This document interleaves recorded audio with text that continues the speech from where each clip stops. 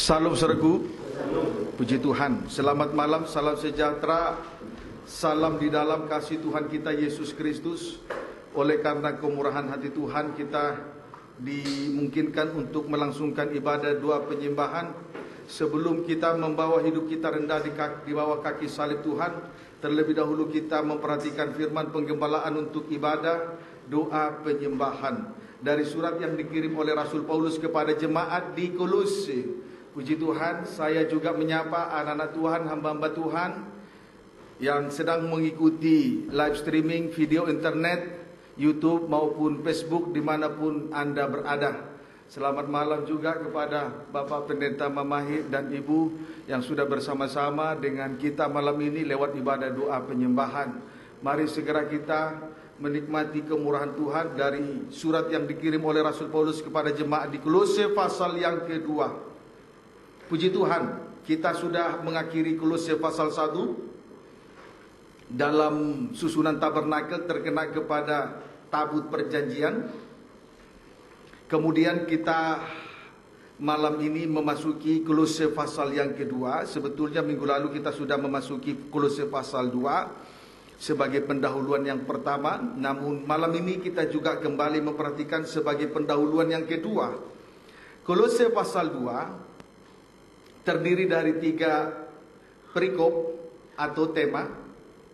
Yang pertama Kolose pasal 2 ayat 1 sampai Kolose pasal 2 ayat 1 sampai dengan ayat 5. Itu kelanjutan dari Kolose 1 ayat 24. Kemudian yang kedua, judul yang kedua Kolose pasal 2 ayat 6 sampai 15, yaitu kepenuhan hidup dalam Kristus. Yang ketiga, judul yang ketiga Kolose 2 ayat 16 sampai 23, yaitu carilah perkara yang di atas. Kemudian Kolose pasal 2 ayat 1 sampai dengan ayat 14 dalam susunan tabernakel terkena pada kaki dian emas atau pelita emas, kandil atau kaki dian emas atau pelita emas. Puji Tuhan.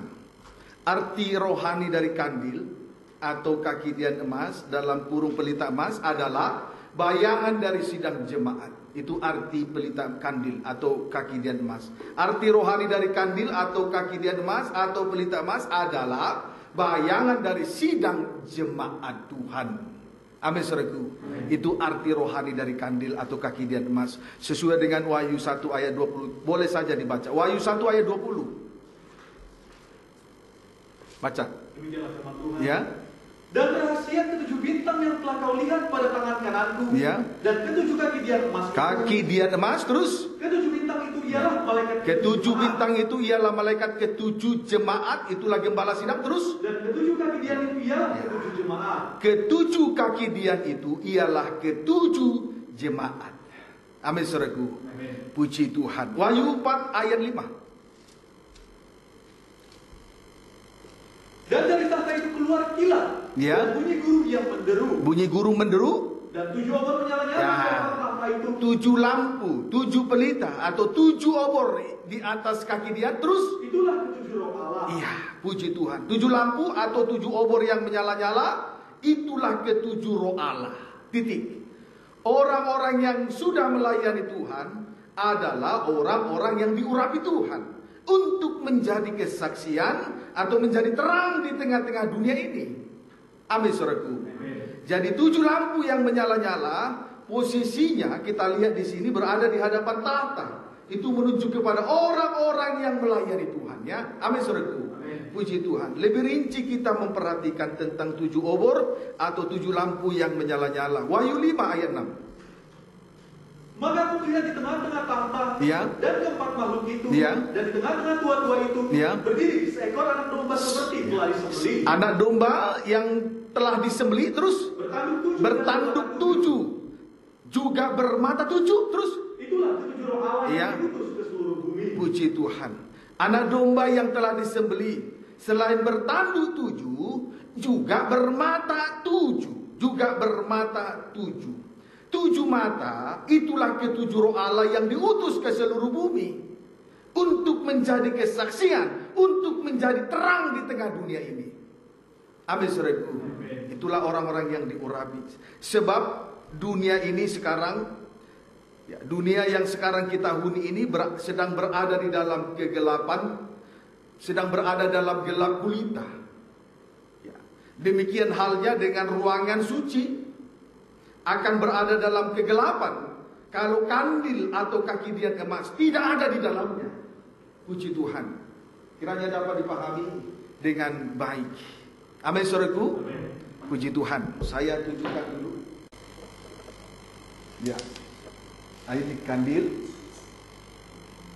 di dalam ruangan suci. Ya, ruangan suci ini atau tempat kudus ini akan menjadi gelap kalau tidak ada kandil di dalamnya. Amin, saudaraku.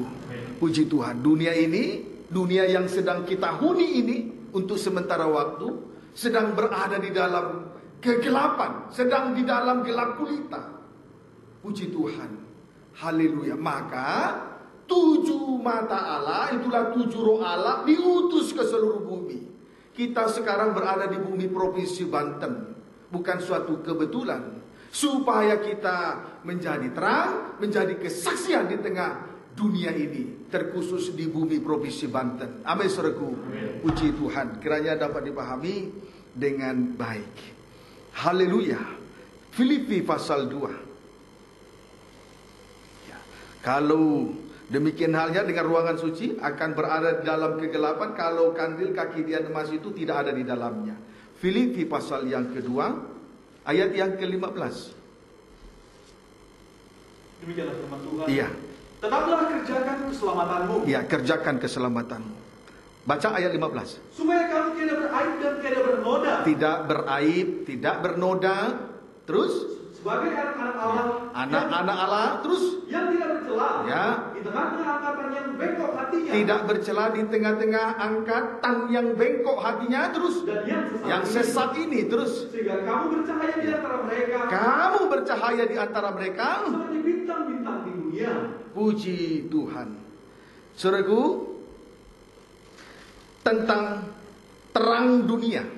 Nah, kalau tadi 7 obor atau 7 lampu, itulah 7 roh Allah yang diutus ke seluruh bumi untuk menjadi terang dunia, untuk menjadi kesaksian. Terang dunia, kita perhatikan di sini, berarti bercahaya di antara mereka seperti bintang-bintang di dunia. Terang dunia berarti bercahaya di antara mereka seperti bintang-bintang di dunia. Puji Tuhan. Amin, saudaraku. Di antara mereka itu menunjuk kepada angkatan yang bengkok hatinya dan sesat. Ya, menjadi terang di antara mereka. Di antara mereka itu menunjuk kepada angkatan yang bengkok hatinya dan yang sesat. Puji Tuhan. Amin, saudaraku. Puji Tuhan. Dapat dipahami? Baik. Sekarang kita lihat keterangan bengkok hatinya. Jadi bengkok hati tanda bahwa dia sedang berada dalam kegelapan. Keterangan bengkok hatinya. Ulangan 32. Ayat 4 sampai 5. Ulangan 32 ayat 4 sampai 5 baca. Demikianlah firman Tuhan. Iya. Nyanyian Musa. Iya. Gunung batu yang pekerjaannya sempurna. Ulangan 32 ayat yang ke 4 sampai 5. Iya, silakan. Gunung batu ya, yang pekerjaannya sempurna. Pekerjaannya sempurna, saudaraku. Terus? Karena segala jalannya adil. Kemudian jalannya adil, itu gunung batu. Terus? Allah yang setia. Dia setia. Dengan tiada kecurangan. Tidak curang kepada saya dan saudara. Terus? Adil dan benar. Adil dan benar dia terhadap saya dan saudara. Ayat 5, perhatikan. Berlaku busuk terhadap dia. Perhatikan. Namun di sini kita melihat ayat 5 berlaku busuk terhadap dia. Terus? Mereka yang bukan lagi anak-anaknya. Ya, mereka yang bukan lagi anak-anaknya. Terus? Yang merupakan noda. Terus? Suatu angkatan yang bengkok dan belat-belit. Iya, suatu angkatan yang bengkok dan belat-belit. Bengkok hatinya berarti berlaku busuk terhadap dia, yaitu gunung batu. Berlaku busuk kepada Tuhan. Itu orang yang bengkok hatinya. Nah, inilah orang-orang yang berada di dalam kegelapan. Puji Tuhan. Inilah yang harus diterangi. Bengkok hatinya berarti berlaku busuk terhadap Tuhan, yaitu gunung batu. Ayat 15. Lalu menjadi gemuklah Yesyurun Gemuklah Yesyurun, dan menendang ke belakang. namun mendang ke belakang dia. Terus bertambah gemuk engkau, gendut dan tambun. Ada yang gemuk ya, puji Tuhan. Terus dan dia meninggalkan Allah yang telah meninggalkan Allah yang telah menjadikan dia. Terus dia memandang rendah gunung batu keselamatannya. Puji Tuhan. Haleluya.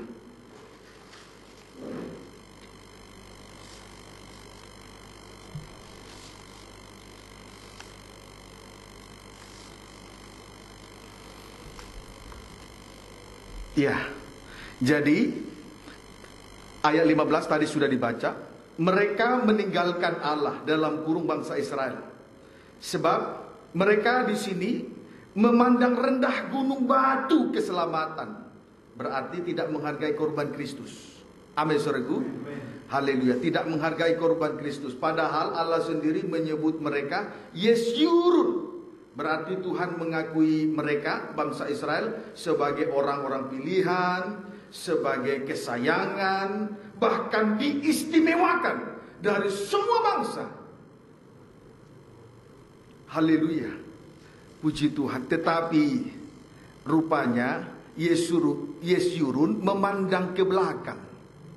Tetapi rupanya Yesyurun memandang ke belakang. Kalau kita sejenak menengok ke belakang ya, mengingat masa lalu sebelum dipanggil Tuhan, betapa jahatnya, betapa kotornya, betapa najisnya, dan kurang bijaksananya kita di dalam hidup ini, di dalam menyikapi segala sesuatu. Kalau kita menengok ke belakang, kiranya dapat dipahami. Amin, saudaraku. Puji Tuhan.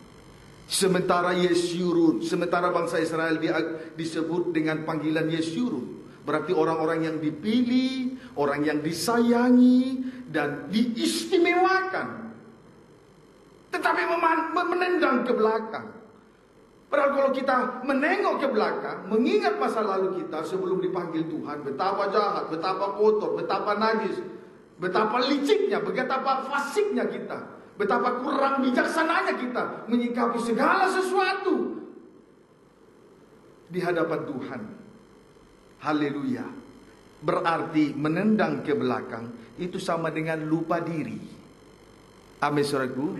Menendang ke belakang itu tandanya mereka lupa diri. Bangsa Israel lupa diri. Mereka bengkok hatinya, berlaku busuk. Puji Tuhan. Ayat 6 sampai 10. Demikianlah engkau mengadakan pembalasan terhadap Tuhan, ya, hai bangsa yang bebal dan tidak bijaksana. Ya. Bukankah ia Bapamu yang mencipta engkau, terus, yang menjadikan dan menegakkan engkau? Terus, ingatlah kepada zaman dahulu kala. Ya. Perhatikanlah tahun-tahun keturunan yang lalu. Ya. Tanyakanlah kepada ayahmu. Tanyakan kepada ayahmu. Terus, maka ia memberitahukannya kepadamu. Iya. Kepada para tua-tuamu. Iya. Maka mereka mengatakannya kepadamu. Iya. Ketika sang maha tinggi membagi-bagikan milik pusaka, milik pusaka, terus ketika ia memisah-misah anak-anak manusia, Iya. maka ia menetapkan wilayah bangsa-bangsa, Iya. menurut bilangan anak-anak Israel. Iya. Tetapi bagian Tuhan ialah umatnya. Bagian Tuhan adalah umatnya. Terus, Yakub ialah miliknya, yang ditetapkannya. Betul-betul Yesyurun. Ayat 10. Tidak matinya dia di suatu negeri, Terus, di padang gurun, Iya. di tengah-tengah ketandusan, Iya. dan naungan padang belantara. Iya. Dikelilinginya dia, dan diawasinya dia, dijaganya. Puji Tuhan. Haleluya. Saudaraku, tadi Yesyurun menendang ke belakang, lupa diri. Kesimpulannya, lupa diri. Amin, saudaraku. Dua hal penting untuk selalu diingat. Yang pertama, sesungguhnya, sesungguhnya Tuhanlah yang menciptakan manusia dari segumpal tanah liat, lalu dibentuk menurut gambar dan rupa Allah. Amin, saudaraku. Strip yang kedua, selanjutnya Tuhan membagi-bagikan milik pusaka kepada mereka. Strip yang kedua, Tuhan yang membagi-bagikan milik pusaka kepada mereka. Saudaraku, kita patut bersyukur kepada Tuhan. Tuhan telah memberikan ibadah, ibadah ini kepada kita, yang juga disebut kebun anggur Allah, sebagai milik pusaka yang harus kita pertahankan. Amin saudaraku. Puji Tuhan. Tuhan bagikan milik pusaka kepada bangsa Israel. Malam ini kepada kita juga Tuhan berikan ibadah ini kepada kita sebagai kebun anggur, sebagai milik pusaka yang harus dipertahankan, tidak boleh dijual. Jadi betul-betul Tuhan jadikan bangsa Israel sebagai milik kesayangannya, sebagai umat pilihan, diistimewakan dari semua bangsa. Betul-betul mereka disebut sebagai Yesyurun.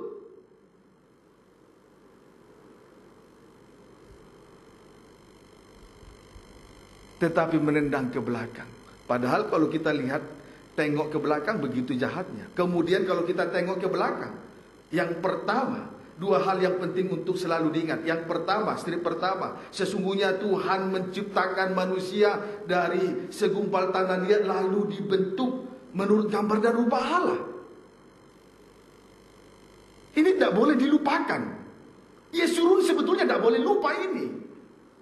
Sudah diistimewakan, tak boleh lupa sebetulnya. Strip yang kedua, selanjutnya Tuhan membagi-bagikan milik pusaka kepada mereka. Tuhan membawa mereka masuk ke tanah Kanaan, lalu membagi-bagikan tanah itu dari utara ke selatan, timur ke barat, sejauh mata memandang. Bukankah itu suatu kemurahan? Tuhan juga memberikan ibadah pelayanan ini. Tuhan memberikan kita ada di kebun anggur Allah sebagai milik pusaka yang harus kita pertahankan. Kalau kita ingat ini, kita Yesyurun sebagai yang diistimewakan, tidak boleh menendang ke belakang.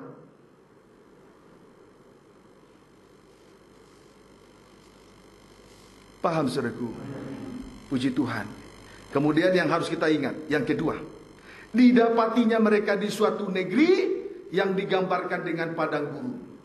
Yang kedua, didapatinya mereka di suatu negeri yang digambarkan dengan padang gurun. Titik. Padang gurun berarti titik dua strip pertama, di tengah-tengah ketandusan. Itu arti padang gurun. Padang gurun berarti strip pertama, di tengah-tengah ketandusan. Arti tandus, kering-kering, tidak menghasilkan buah yang manis di hadapan Tuhan. Itu menunjuk kepada orang yang hidup tanpa persekutuan dengan Tuhan. Ranting pokok anggur, kalau ranting melekat pada pokok anggur, maka ranting akan menghasilkan buah anggur yang manis. Buah anggur yang manis ini dapat dicicipi dan dinikmati oleh Tuhan. Amin saudaraku.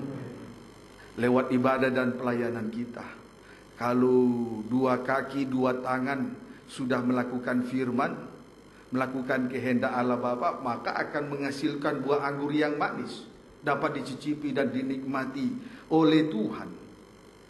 Haleluya. Tetapi di sini kita melihat Tuhan mendapati mereka di padang gurun. Padang gurun berarti yang pertama di tengah-tengah ketandusan. Tandus artinya kering-kering, tandus kering-kering, tidak menghasilkan buah yang manis di hadapan Tuhan. Itu menunjuk kepada orang yang hidup tanpa persekutuan dengan Tuhan. Ingat masa lalu, masih jauh dari Tuhan, tidak ada persekutuan. Dua tangan tidak menghasilkan apa-apa, dua kaki tidak menghasilkan apa-apa. Itu padang gurun, tandus kering-kering, tidak ada persekutuan.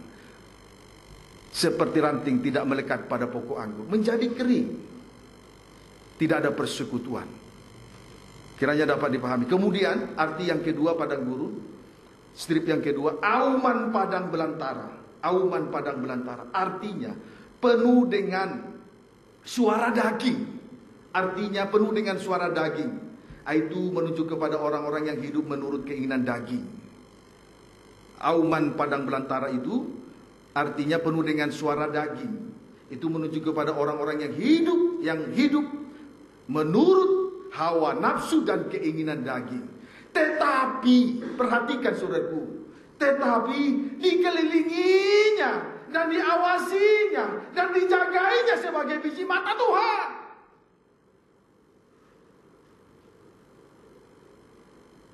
Amin saudaraku. Namun pada ayat 15, Yesyurun menendang ke belakang. Berarti tidak tahu diri.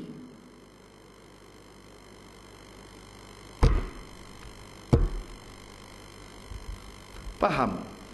Amin saudaraku. Berarti tidak tahu diri bangsa Israel.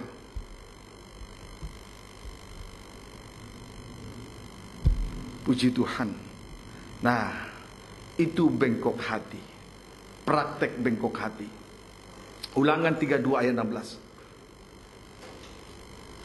Mereka membangkitkan cemburunya dengan Allah asing. Iya. Mereka menimbulkan sakit hatinya dengan dewa kekejian. Nah, lihat praktek bengkok hati bangsa Israel dalam suasana titik 2 strip pertama menyembah Allah asing. Strip yang kedua menyembah dewa kekejian. Mari kita ikuti satu persatu ya. Sekarang tentang Allah asing, menyembah Allah asing. Ayat 17. Mereka mempersembahkan korban kepada roh-roh jahat yang bukan Allah. Iya. Kepada Allah yang tidak mereka kenal. Ya, mempersembahkan korban kepada roh jahat yang bukan Allah, kepada Allah yang tidak mereka kenal. Terus Allah baru yang belum lama timbul. Allah baru yang belum lama timbul. Terus yang kepadanya nenek moyangmu tidak gentar. Puji Tuhan. Di sini kita melihat mereka mempersembahkan korban kepada roh-roh jahat, kepada Allah yang tidak mereka kenal. Amin saudaraku. Ini praktek. Ini praktek. Puji Tuhan. Inilah praktek menyembah Allah asing. Puji Tuhan. 1 Korintus pasal 10 ayat 18 sampai 23. Ya. Menyembah Allah asing, Allah yang baru mereka kenal. Sebetulnya bukan Allah yang hidup. Kita lihat itu. Tadi mereka mempersembahkan korban kepada roh-roh jahat, kepada Allah yang tidak mereka kenal. 1 Korintus pasal 10 ayat 18 sampai 23. Baca.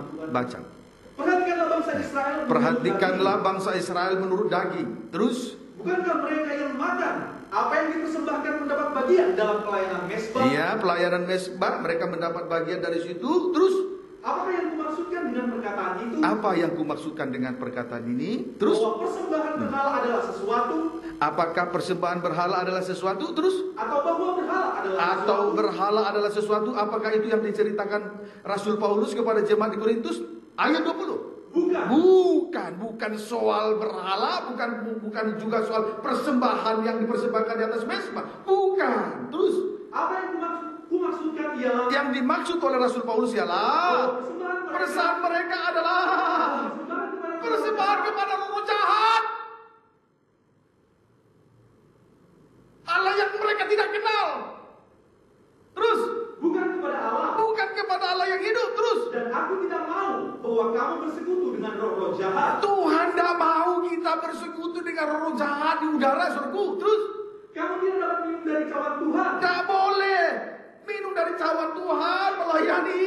Terus, dan juga dari cawan roh jahat. Tapi juga satu sisi bersekutu dengan roh jahat. Terus, kamu tidak dapat mendapat bagian dalam perjamuan Tuhan. Iya. Dan juga dalam perjamuan roh jahat. Kita menikmati firman, tetapi juga menikmati dosa. Terus, apa maukah kita membangkitkan cemburu Tuhan? Iya. Apakah kita lebih kuat daripada Dia? Apakah kita lebih kuat dari Tuhan? Terus, segala sesuatu diperbolehkan. Perhatikan, segala sesuatu diperbolehkan. Benar.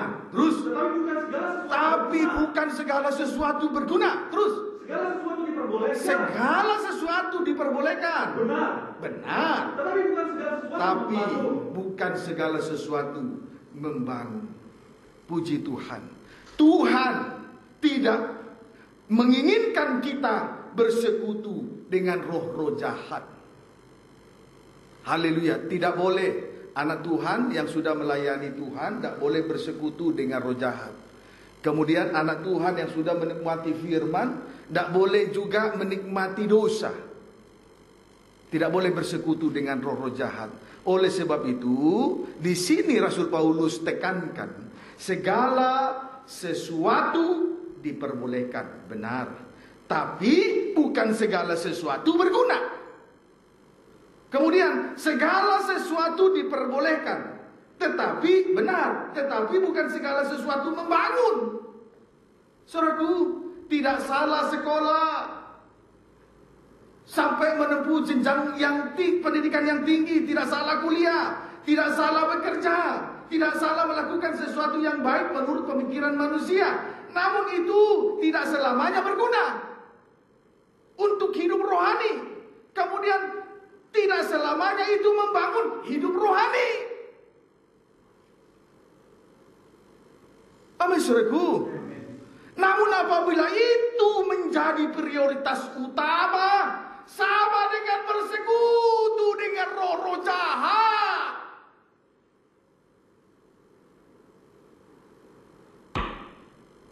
Amin, saudaraku. Itu yang Tuhan tidak mau. Kalau pekerjaan nomor satu, inilah Allah yang baru dikenal. Dulu kan tekun mempertahankan milik pusaka, ibadah dan pelayanan, dan mesbah. Namun setelah dia kuliah, dia prioritaskan itu, itu Allah yang baru dikenal. Persis Yesyurun menendang ke belakang, tidak tahu diri.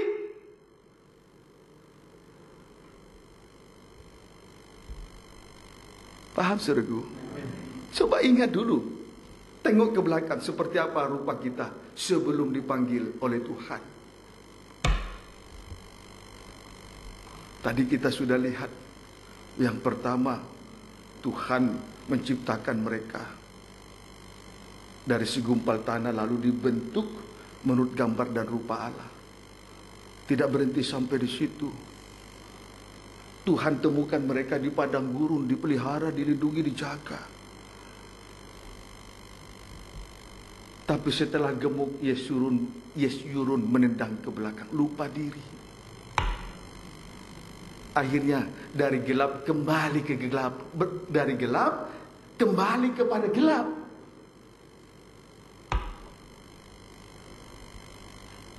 Amin, saudaraku. Ayo hati-hati dengan Allah yang baru dikenal. Hati-hati. Tidak salah kuliah ya.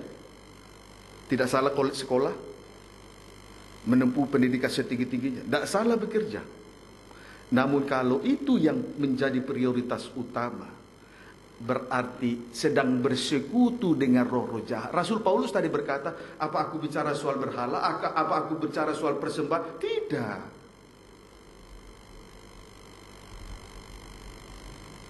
Sebab itu anak Tuhan yang sudah melayani tidak boleh lagi bersekutu dengan roh jahat.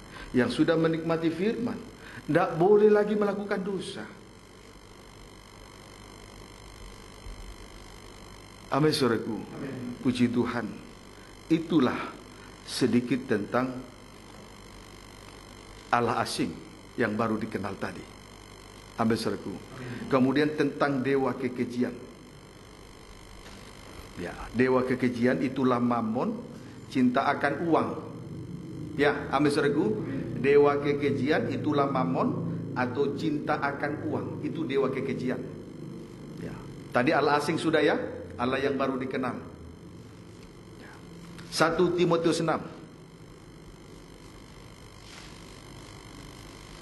ayat 10.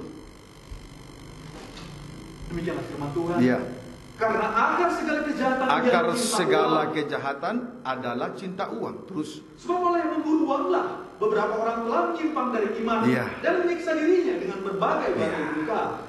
Perlu untuk diketahui, akar segala kejahatan ialah cinta uang. Cinta akan uang. Berarti hatinya terikat dengan uang. Kalau hati terikat dengan uang, maka otomatis hatinya jauh dari Tuhan. Puji Tuhan, kiranya dapat dipahami dengan baik. Kemudian, oleh sebab memburu uang, beberapa orang telah menyimpang dari iman. Orang yang cinta akan uang, dia akan memburu uang, tapi akhirnya dia akan banyak menyimpang dari iman. Lihat nabi-nabi palsu di dalam 2 Petrus 2 ayat 2 sampai ayat 3. Melayani tapi karena cinta akan uang, melayani karena perut mereka, sehingga mereka menyampaikan firman yang ditambahkan dan dikurangkan. Firman yang ditambahkan, menyampaikan 1-2 ayat ditambahkan dengan cerita Isa Penjempol, dongeng nenek tua, tahayu-tahayu untuk mencari untung. Firman yang dikurangkan, pemberitaan firman tentang salib diganti dengan dua hal. Satu, teori kemakmuran, artinya orang Kristen tidak boleh miskin, harus kaya. Dua, diganti dengan mujizat-mujizat, tanda-tanda heran, tetapi salib dikecilkan. Kenapa terjadi? Oleh karena memburu uanglah banyak orang menyimpang dari iman, dari firman, dari kebenaran. Ini akibat cinta akan uang. Inilah dewa kekejian itu. Kemudian oleh karena memburu uang, banyak orang menyiksa dirinya. Sampai overtime. Sampai cari uang, cari makanan, cari roti sampai jauh-jauh malam. Tapi kehidupan yang seperti ini sia-sia sebetulnya. Nah, ini dewa kekejian. Kiranya dapat dipahami dengan baik. Suatu kali nanti pembinasa keji berdiri di tempat kudus. Sesuai dengan Wahyu 11 ayat 2, menginjak-injak kota suci selama 42 bulan atau 3 tahun setengah. Sesuai juga dengan Injil Matius pasal 24 ayat 15 dan Daniel 9 ayat 27. Jadi kalau tidak dari sekarang kita melepaskan diri dari mammon, dari dewa kekejian, saya khawatirkan kehidupan orang semacam ini. Kalau tidak dari sekarang saja kita melepaskan diri, saya khawatirkan kehidupannya kelak nanti pada masa aniaya antikris terjadi. Orang seperti ini mudah sekali diseret. Sekarang saja dia tidak bisa melepaskan diri dari mammon, cinta akan uang, apalagi dengan ancaman dari si pembinasa keji. Hari ini tepatnya terjadi gerhana bulan menjadi darah. Berarti kita kedudukan dari gereja Tuhan sekarang berada di dalam Wahyu pasal 6 ayat 12 sampai dengan ayat 17. Hati-hati. Maka kita patut bersyukur. Firman penggembalaan untuk ibadah hari Minggu begitu jelasnya membawa kita sekarang sampai pada Wahyu pasal yang ke-8. Sebab itu, kalau tidak dari sekarang melepaskan diri dari cinta akan uang, tidak tertutup kemungkinan dia diseret oleh pembinasa keji. Hari ini saja kita tidak bisa lepas, apalagi nanti dengan ancaman-ancaman maut. Tidak diberi berjualan, tidak diberi makan dan minum. Siapa yang bisa bertahan? 1 hari saja puasa orang merasa diri sudah menderita. Bagaimana kalau 2 hari? Bagaimana kalau 3 hari? Bagaimana kalau 1 minggu?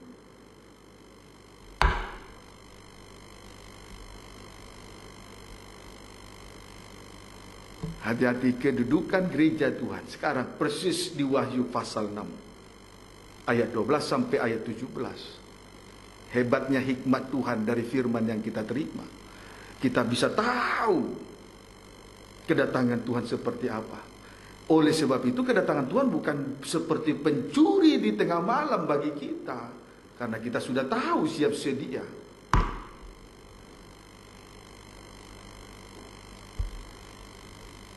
Amin, saudaraku. Hati-hati. Sudah dipanggil dari kegelapan, kembali kepada kegelapan, itu Yesyurun. Mereka lupa.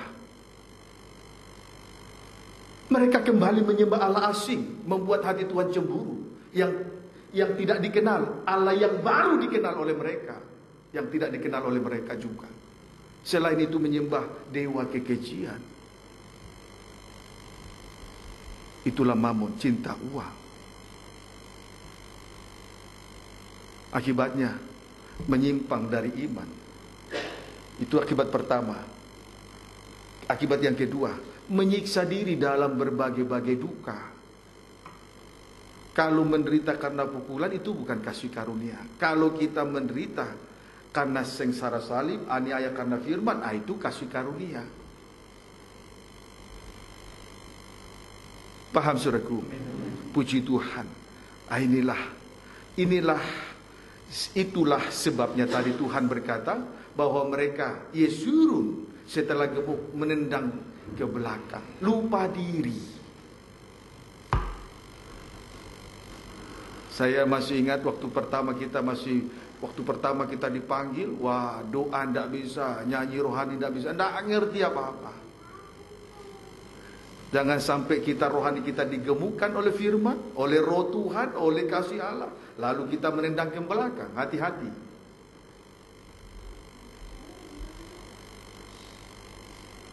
Puji Tuhan, kiranya dapat dipahami dengan baik, ya. Amin, saudaraku. Jangan sampai dipanggil dari kegelapan kembali ke kegelapan. Kiranya dapat dipahami dengan baik. Jalan keluarnya, supaya kita tetap menjadi terangnya tetap bercahaya. Jalan keluarnya, Filipi pasal 2, untuk sejenak kita nanti berada di kaki salib Tuhan, sujud menyembah kepada Dia. Filipi pasal 2 ayat 12 sampai 16. Kembali baca Filipi pasal 2 ayat 16 sampai 16, supaya kita tetap menjadi 7 pelita, 7 obor, 7 lampu menyala. Itulah 7 mata Allah, atau 7 roh Allah yang diutus ke seluruh bumi. Berarti menjadi kesaksian, menjadi terang di tengah dunia ini. Kita lihat jalan keluarnya. Filipi pasal 2 ayat 12 sampai 16. Baca. Filipi pasal 2 ayat 12 sampai 16. Demikianlah firman Tuhan. Ya. Hai saudara-saudaraku yang saudara-saudaraku yang kekasih. Terus, kamu senantiasa taat. Senantiasa taat. Terus, karena itu tetaplah kerjakan keselamatan. Kerjakanlah keselamatanmu dengan takut dan gentar. Puji Tuhan. Terus, bukan saja seperti waktu aku masih hadir. Bukan hanya saat dilihat mata. Terus, tetapi terlebih pula sekarang waktu aku. Tetapi di belakang juga. Terus, karena Allah lah yang mengerjakan di dalam kamu, baik kemauan, pekerjaan, kerelaannya. Karena kerelaan Tuhan. Terus, lakukanlah segala sesuatu dengan tidak bersungut. Jangan bersungut-sungut. Daging tidak bersuara lagi. Terus, dan berbantah-bantah. Jangan berbantah-bantah lagi. Sidang jemaat dengan gembala tidak boleh berbantah. Hanya karena pekerjaan Tuhan. Hanya karena mengerjakan keselamatan. Terus, supaya kamu tidak beraib dan tiada bernoda. Supaya tidak beraib, supaya tidak bernoda, supaya bercahaya. Terus, sebagai anak-anak Allah yang tidak bercela. Ya. Di tengah-tengah angkatan yang bengkok. Di tengah-tengah kegelapan dunia, kebengkokan, sesat hati. Terus, dan yang sesat ini tanda dunia gelap. Bengkok hati, sesat. Terus, sehingga kamu bercahaya. Tetap bercahaya. Terangnya bercahaya di antara dunia ini. Terus, seperti bintang-bintang di dunia. Puji Tuhan. Ayat 16. Sambil berpegang kepada firman kehidupan. Berpegang kepada firman kehidupan. Agar aku dapat berpegang pada Kristus. Terus, bahwa aku tidak percuma berlomba dan tidak percuma bersusah-susah. Untuk menjadi terang dunia. Dalam kurung terangnya bercahaya di tengah dunia ini. Dimulai dengan yang pertama, taat. Dimulai dengan yang pertama, titik 2, taat. Itu yang pertama, taat. Taat berarti takluk kepada firman, tunduk kepada firman. Siapa orang yang tunduk kepada firman? Setia dan dengar-dengaran. Amin, saudaraku. Itu yang takluk kepada firman, tunduk kepada firman, setia dan dengar-dengaran. Puji Tuhan. Ayo, dasar kita melayani bukan karena kemampuan daging, bukan karena kita bisa, bukan karena kita pintar, tapi dasar kita melayani Tuhan adalah karena dengar-dengaran. Amin, saudaraku. Puji Tuhan. Kemudian yang kedua, memiliki kemauan dari Tuhan. Yang kedua, memiliki kemauan dari Tuhan. Berbeda dengan kemauan yang berasal dari manusia atau diri sendiri. Orang semacam ini bekerja karena ada kepentingan, karena ada motivasi lain. Amin, saudaraku. Jadi yang kedua yang harus kita perhatikan, tidak boleh dilupakan, memiliki kemauan yang datang dari Tuhan, bukan kemauan yang berasal dari diri sendiri. Beda. Kalau kemauan yang berasal dari diri sendiri berarti bekerja, melayani karena ada kepentingan pribadi, karena ada sesuatu di dalamnya. Amin, saudaraku. Puji Tuhan. Sekarang tanda memiliki kemauan dari Tuhan. Baca kembali ayat 13. Karena Allah lah yang mengerjakan di dalam kamu baik kemauan maupun pekerjaan menurut kerelaannya. Tanda memiliki kemauan dari Tuhan, bertanggung jawab terhadap pekerjaan yang dari Tuhan atau yang dipercayakan oleh Tuhan. Nah, itu kemauan yang dari Tuhan. Tandanya memiliki tanda memiliki kemauan dari Tuhan, bertanggung jawab terhadap pekerjaan yang dipercayakan oleh Tuhan. Amin saudaraku. Puji Tuhan. Tanggung jawab kita sampai sejauh mana?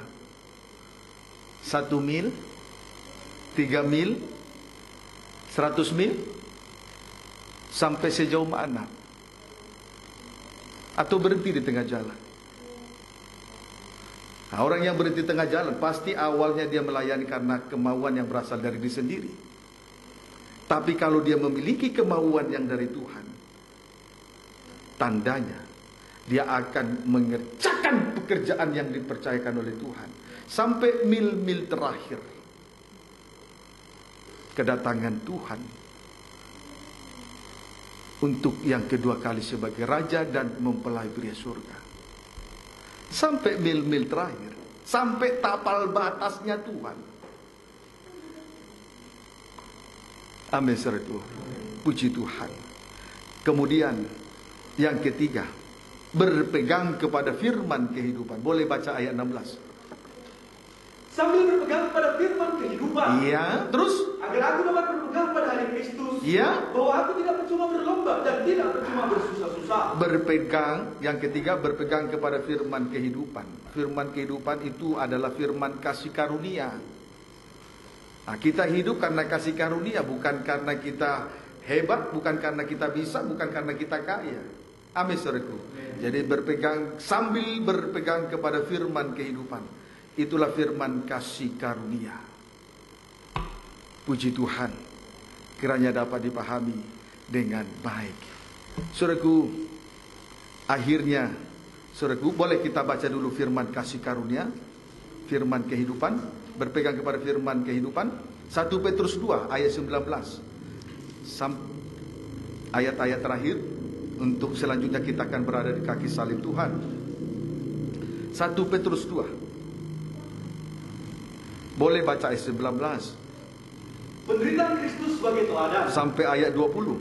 Sebab adalah boleh baca ayat 18. Hai kamu hamba-hamba Tuhan, tunduklah dengan penuh ketakutan kepada Tuhanmu. Iya, terus bukan saja kepada yang baik dan peramah. Ya, bukan saja kepada yang baik dan peramah, terus tetapi juga kepada yang bengis. Kepada yang bengis. Ayat 19. Sebab adalah kasih karunia. Adalah kasih karunia. Jika seorang karena sadar akan menjadi Allah menanggung penderitaan yang tidak harus dia tanggung. Terus sebab dapatkan satu pujian. Jika kamu menderita pukulan karena kamu berbuat dosa. Terus tetapi jika kamu berbuat baik dan karena itu kamu harus menderita, maka itu adalah kasih karunia pada Allah. Puji Tuhan. Menanggung penderitaan yang tidak harus dia tanggung, itu kasih karunia. Menerima pengajaran salib, itu adalah firman di kehidupan. Itu kasih karunia. Kalau kita tetap berpegang kepada pengajaran salib, apa pengajaran salib? Menanggung penderitaan yang tidak harus dia tanggung, sama dengan kasih karunia. Sengsara salib, aniaya karena firman, itu adalah kasih karunia. Itu firman kehidupan. Ayo sambil berpegang ke situ. Jangan menganut paham-paham yang lain. Hari-hari ini banyak gereja menganut ajaran-ajaran asing.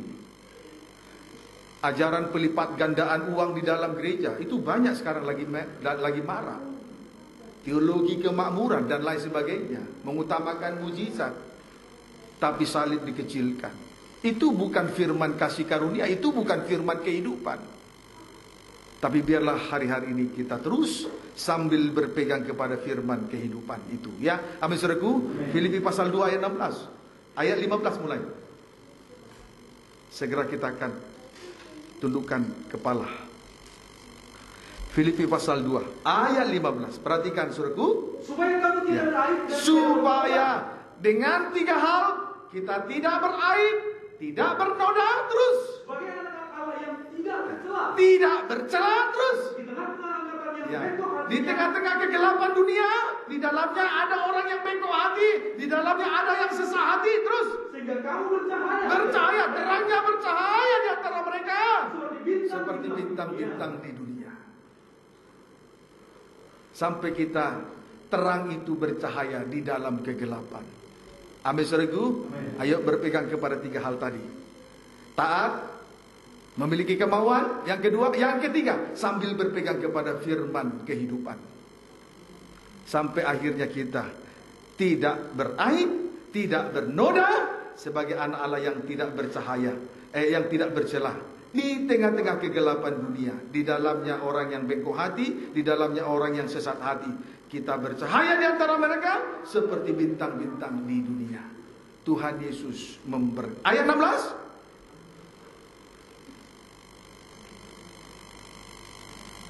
Ayat 16. Filipi 2 ayat 16. Demikianlah firman Tuhan, sambil berpegang pada firman kehidupan, agar aku dapat berpegang pada hari Kristus. Dapat berpegang pada hari Tuhan. Terus, bahwa aku tidak percuma berlomba dan tidak percuma bersusah-susah. Sehingga segala sesuatu yang kita korbankan tidak sia-sia. Kita sudah lama melayani Tuhan, sudah lama mengikuti Tuhan, dan sudah banyak pengorbanan, tenaga, pikiran, waktu. Tetapi kalau kita akhirnya kita tetap menjadi terangnya bercahaya sampai Tuhan datang pada kali yang kedua, tetap menjadi terang di tengah dunia ini, semuanya tidak sia-sia. Amin, saudaraku. Semuanya tidak sia-sia. Jerih payah tidak sia-sia, pengorbanan tidak sia-sia. Dan 3 hal yang kita perbuat: taat, memiliki kemauan, berpegang kepada pengajaran firman kehidupan, tidak sia-sia. Justru untung tiga hal ini ada, supaya terangnya bercahaya di tengah-tengah dunia yang gelap ini. Di dalamnya orang yang bengkok hati, di dalamnya orang yang sesat hati. Kiranya dapat dipahami dengan baik. Amin, saudaraku. Bintang walaupun terlihat kecil, tetapi dia bercahaya di tengah kegelapan. Sedikit terang akan mengalahkan kegelapan. Bintang, terangnya sedikit saja kelihatan, kecil saja, tapi terangnya bercahaya untuk menuntun orang kepada kebenaran. Amin, saudaraku. Puji Tuhan. Ayo, saudara yang sudah merasakan, menyadari diri sebagai Yesyurun, sebagai umat yang disayangi, dipilih, bahkan diistimewakan, jangan menendang ke belakang. Tuhan membawa kita dan membagi-bagikan milik pusaka, berada dalam kebun anggur, supaya menjadi terang, supaya menjadi 7 lampu, 7 obor yang menyala di atas kaki Dia. Itulah 7 roh Allah yang diutus ke seluruh bumi untuk tetap menjadi terang, menjadi kesaksian. Baik perkataan, baik perbuatan, solat tingkah, gerak-gerik sekecil apapun, dimulai dari dalam diri sendiri. Nanti terang itu akan bercahaya. Amin, saudaraku. Dimulai dari dalam diri sendiri. Ayo, yang sudah merasakan dirinya sebagai Yesyurun, yang dikasihi oleh Tuhan, yang dipilih, diistimewakan oleh Tuhan, jangan menendang ke belakang. Supaya kita tetap menjadi 7 lampu, 7 obor yang menyala di hadapan tahta Allah. 7 obor, 7 lampu. Itulah 7 roh Allah yang diutus ke seluruh bumi. Kita diutus untuk menjadi terang dunia. Kita diutus menjadi kesaksian. Baik perkataan, perbuatan, gerak-gerik, sholat tingkah, sekecil apapun, supaya nama Tuhan dipermuliakan. Orang yang bengkok hatinya ditolong, orang yang sesat hatinya ditolong. Amin, saudaraku. Puji Tuhan.